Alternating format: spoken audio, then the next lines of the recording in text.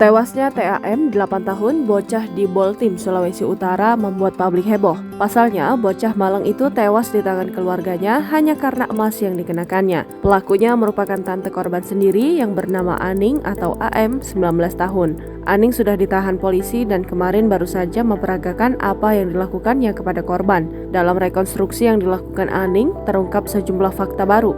Bahkan fakta lainnya pun juga terungkap usai rekonstruksi digelar. Rekonstruksi dilaksanakan di Polres Boltim yang berada di Kecamatan Tutuyan pada jam 10.30 waktu Indonesia Tengah hingga 11.30 waktu Indonesia Tengah. Dalam rekonstruksi terdapat 50 adegan dan 11 orang yang dihadirkan sebagai saksi. Satu diantaranya Supriyanto Aditya Permadi, Paputungan, yang merupakan suami dari pelaku dan kerabat dari korban. Setelah rekonstruksi, tribunmanado.co.id sempat mewawancarai suami dari pelaku. Aditya mengaku bahwa ia tidak menyangka istrinya yang membunuh keponakannya sendiri. Saya tidak sangka kalau dia pelaku, soalnya dia sempat cari korban, ucap Aditya. Lanjutnya, ia juga mengatakan sempat syok dan stres setelah mengetahui AM merupakan pelaku yang merenggut nyawa keponakannya. Aditya juga mengatakan selama kejadian pembunuhan itu, dirinya sedang bekerja. Waktu siang itu saya lagi kerja, saya kerjanya di depot, ungkapnya. Selanjutnya, Aditya juga mengungkapkan bahwa orang tua korban sangat baik kepada keluarganya. Ia juga mengatakan ketika sudah bisa keluar dari Polres akan langsung meminta maaf langsung ke orang tua korban.